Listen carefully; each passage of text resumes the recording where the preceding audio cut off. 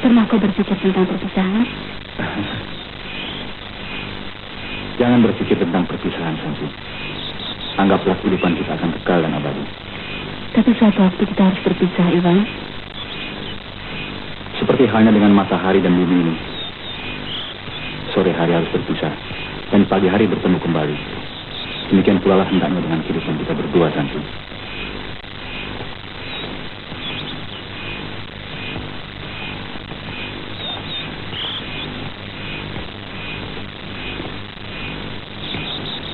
Iwan, apa yang kau pikirkan? Seperti yang kau pikirkan.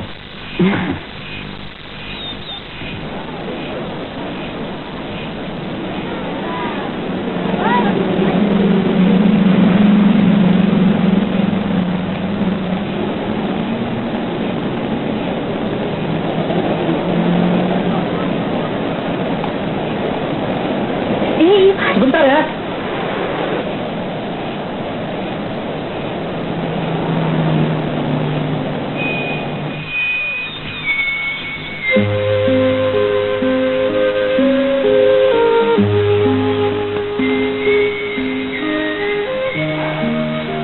Ada apa, Iwan?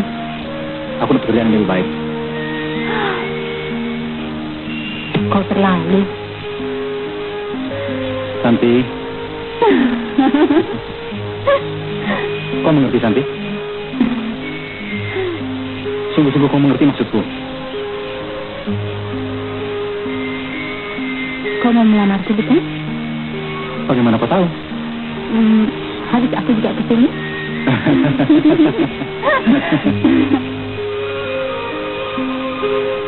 Bagaimana kalau keluarga menolak? Kau mengharapkan aku meninggal?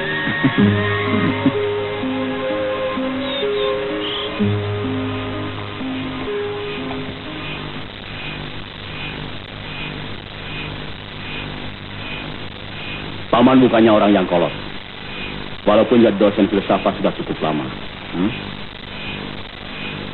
Tapi menentukan soal kawin tidak secepat Apollo.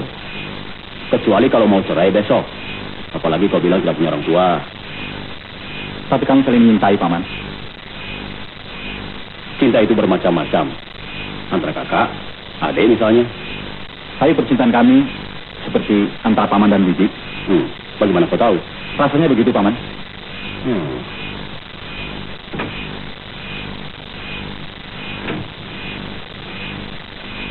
Santi, bagaimana rencana kuliahmu? Nanti setelah kawin itu akan lebih maju, Paman. Paman tidak tanya soal kawin, tapi soal kuliahmu. Ya. Maksud Santi, maksud... Paman tahu. Paman tahu. Pokoknya kalian segera mau kawin. Tapi kalian harus tahu. Semuanya itu perlu pertimbangan bibimu. Dan beliau sedang pergi. Kau tahu, Santi tidak punya orang tua lagi. Maksud Paman karena Santi tidak punya orang tua, maka bibinya perlu didengar. Ayo, Bapak. Paman sendiri? Paman tidak bisa berbuat lain kecuali merestui kalian.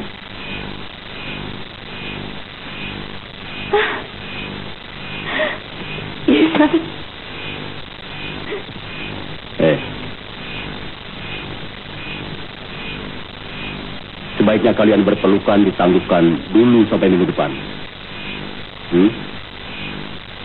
Terima kasih, Paman. Bagaimanapun aku tidak setuju. Kalau mereka bersikeras, Aku bisa lebih keras lagi.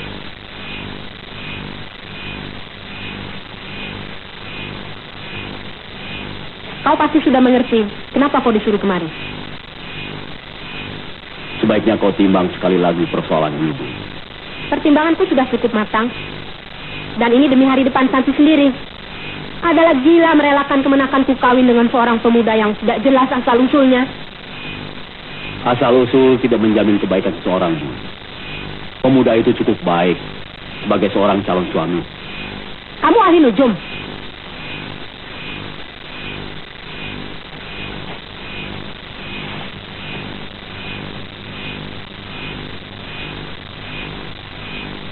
Kamu masih terlalu muda, Santi.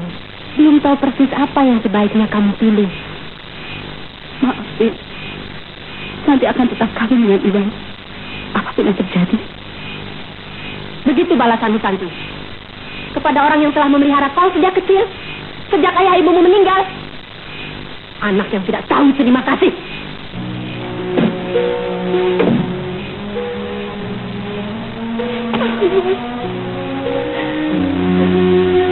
Sabar, Santi.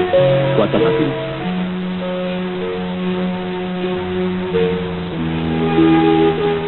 Cuma doa restu yang bisa Paman berikan pada kalian berdua.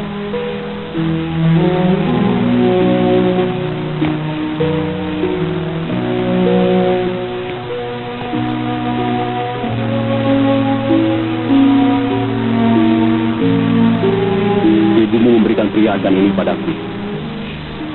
Almarhumah berpesan supaya diberikan pada hari pernikahanmu.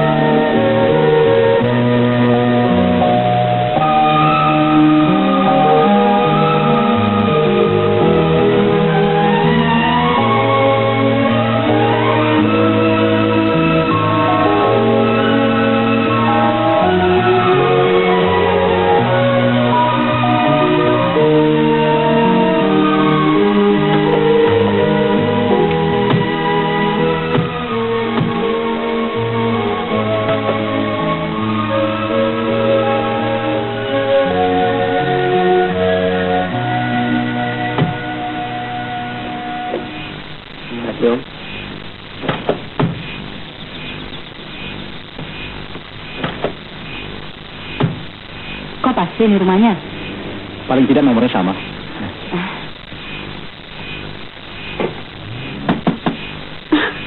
Ada tamu. Jangan peduli. Ya?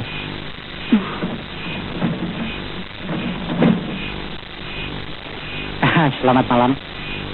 Tuan perlu dengan siapa? Tuan mana ada? Saya adalah pegawai yang baru diterima bekerja di pabrik keramik. Oh, tunggu sebentar.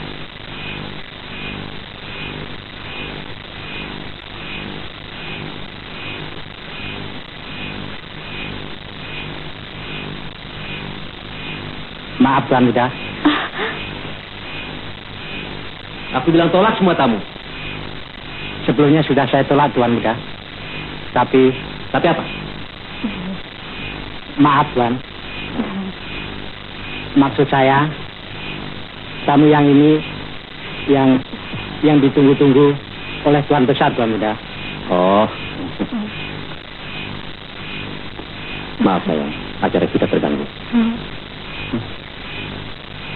Mas, Saya, Tuan Muda.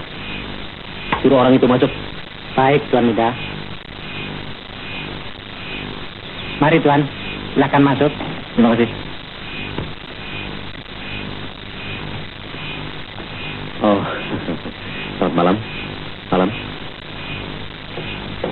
Pasti Bung Iwan. Iwan Kurniawan. Ya, Iwan Kurniawan.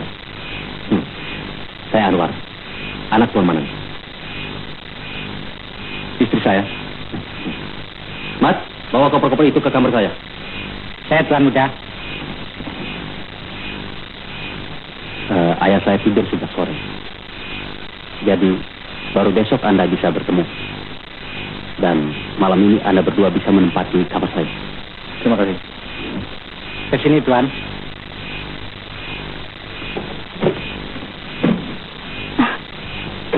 mau pulang. Kau cemburu. Kau tidak sopan.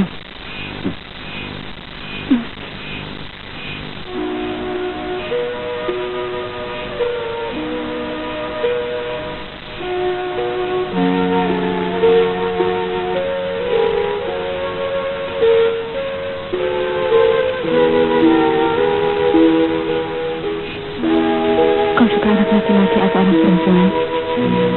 Semua anak aku suka. Pernahkah kau bayangkan kita akan melakukan ini? Setiap detik kubayangkan.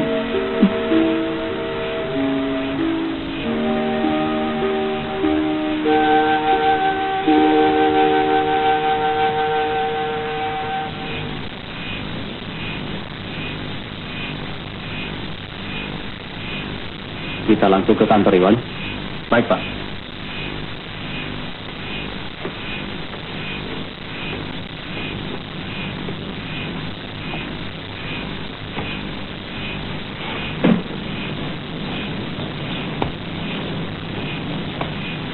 Kau akan menyaksikan pabrik keramik terbesar di negara ini.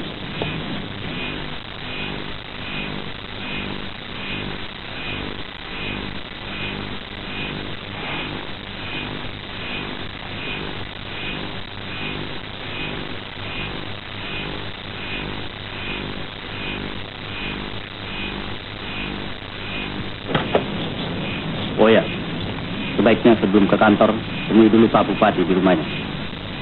Baik, Ayah. Selamat bekerja, Iwan. Terima kasih.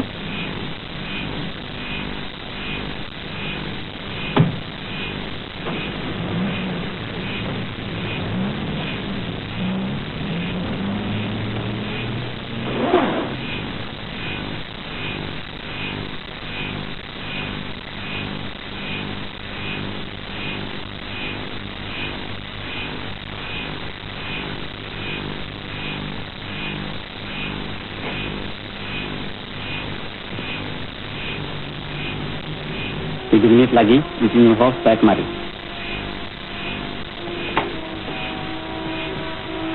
Bagaimana, Iwan? Tugas enteng, bukan? Enteng tapi jahat.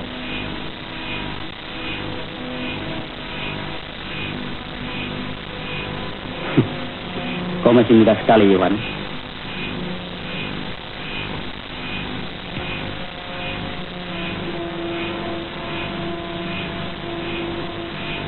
Tapi kalau kau ikut aku, tidak perlu 1 tahun untuk menyaksikan kejahatan seseorang yang bernama pedagang. Silakan. Terima kasih. Rencana minggu depan ini, rencana tingkat tinggi. Jadi, memerlukan tenaga muda seperti kau. Seharusnya Tuan menyebutkan rencana itu dalam surat Tuan.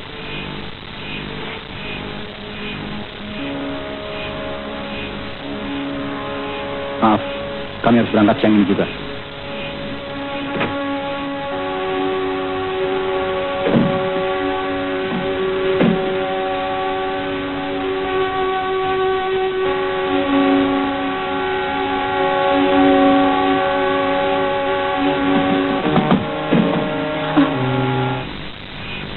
Maaf, saya memerlukan sesuatu. Maaf, bagaimana kalau Tuan keluar dulu? Justru saya masuk, Nyonya sedang berpakaian. Nyonya memang cantik. Bagaimana kalau...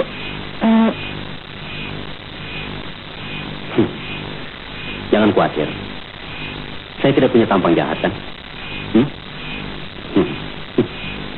menit lagi saya selesai. Sambil lalu, bagaimana pendapat Nyonya mengenai baju? Apa pantas buat saya? Saya minta pendapat Nyonya karena saya belum beristri.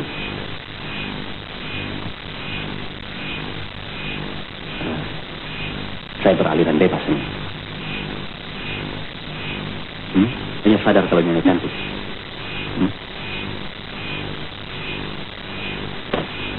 Kecantikan sangat berbahaya, Nyonya.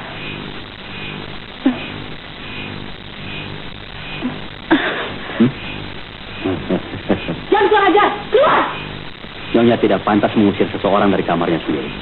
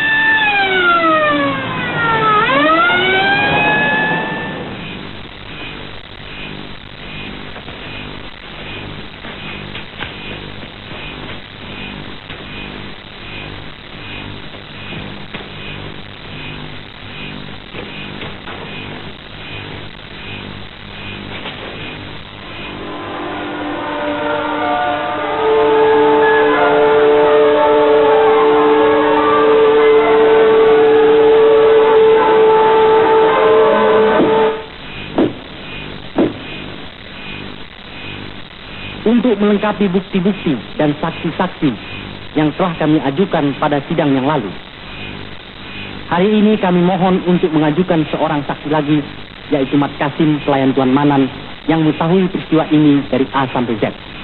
Kami mohon saksi untuk diajukan. Saya bersumpah sebagai saksi dalam perkara ini, untuk menerangkan yang sebenarnya, tidak lain daripada yang sebenarnya.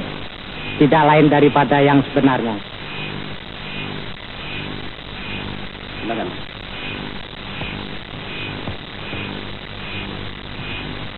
Coba saudara saksi ceritakan apa yang saudara ketahui tentang peristiwa itu.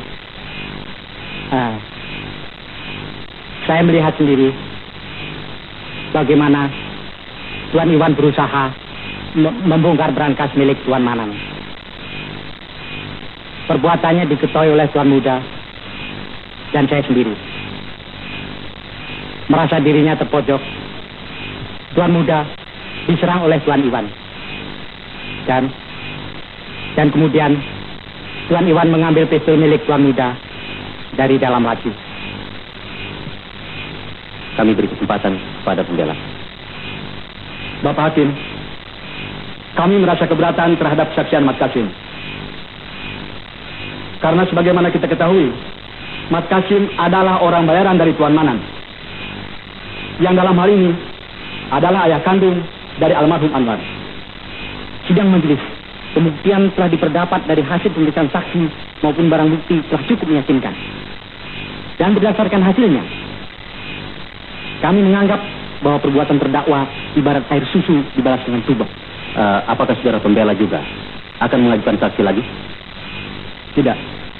Tapi kami keberatan dengan ucapan jaksa. Karena dengan mempergunakan pepatah tersebut, jaksa berusaha menarik simpati sidang majelis. Seolah-olah terdakwa Iwan benar-benar seorang yang jahat.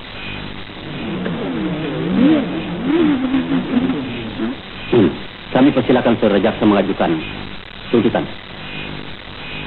Kami menuntut kepada terdakwa yang telah terbukti melakukan pembunuhan sesuai dengan yang diatur pada pasal 338 KUHP, dan oleh karenanya pada terdakwa Iwan Kurniawan agar dijatuhi hukuman 12 tahun penjara, potong masa tahanan, dan membayar ongkos-ongkos dalam perkara ini.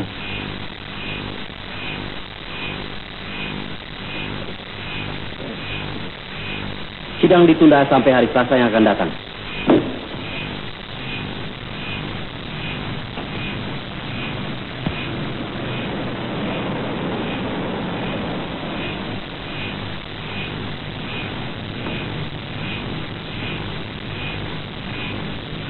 Maafkan Santi.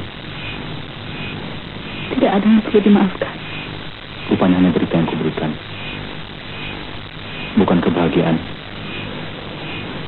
Aku akan menunggu sampai kapan saja.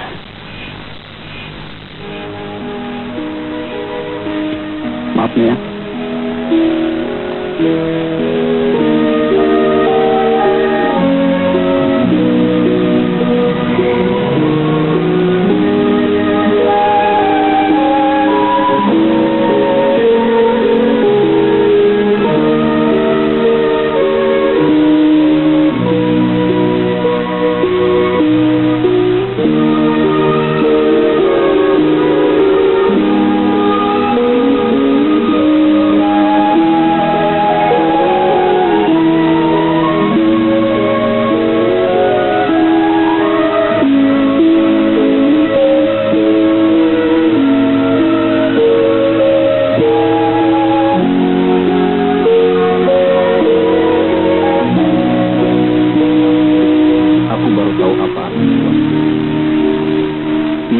Sesuatu yang bisa menyumbat kebenaran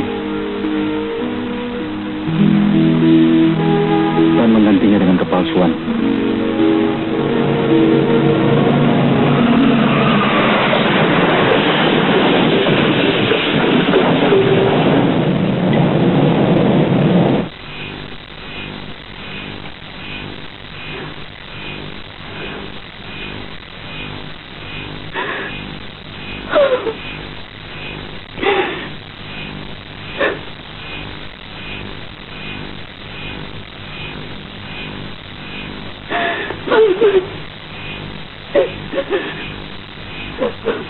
Kenapa Santi?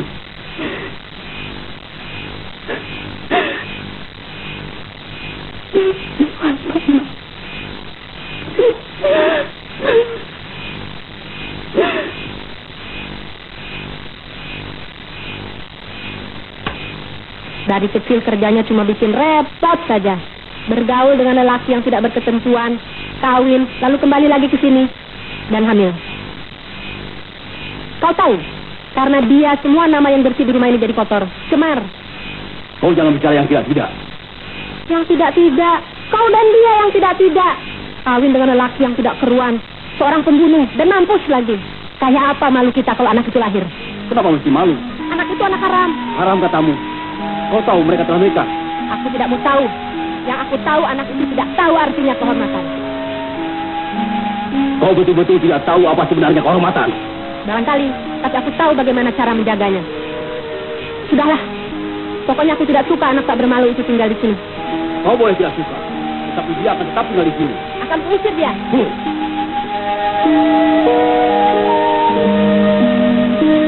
Sial. Santi.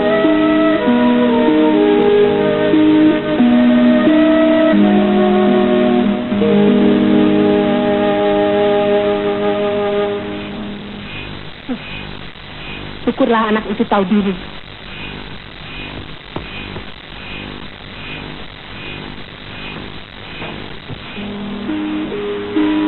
Rumah paman terpaksa aku tinggalkan. Aku menyelipkan langkahku, pergi tanpa tujuan. Salahku hanya sedikit, karena aku masih punya kehormatan.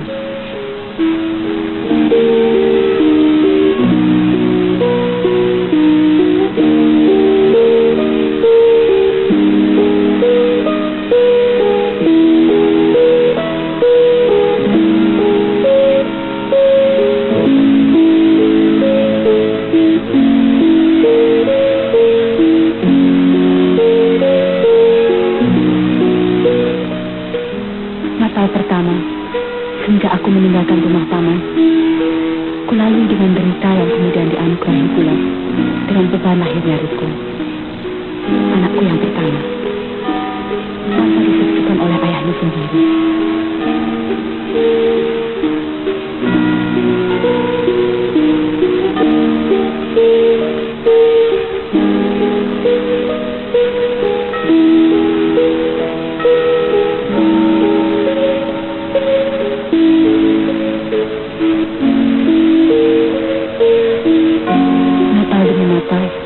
Pergantian tahun, aku lalui derita hidup ini seorang diri, hingga Riko bertambah besar dan masa depannya berada dalam tanganku.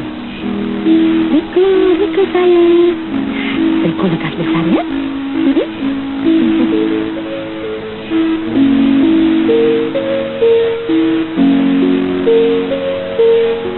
Ibu akan kehilangan dan kesepian sekali, Santi, kalau kau dan Riko telah pergi. Ini masa depan Riko. Saya harus mencari pekerjaan, Bu. Semoga dengan adanya kesibukan, saya dapat melupakan masa lalu.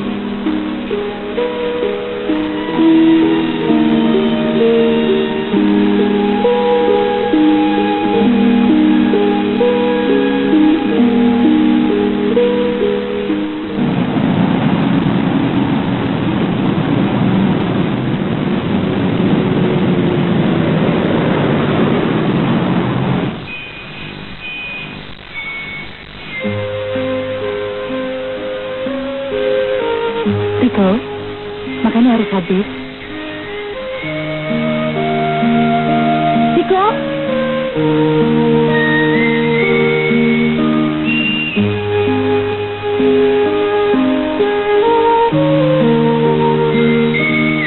Riko, nanti kau jatuh.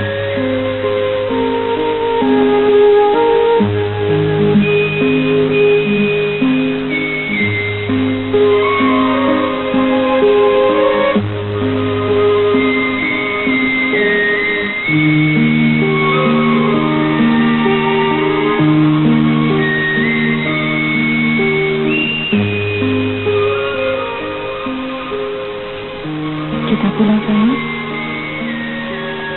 Halo, Ya, sayang. kenapa Riko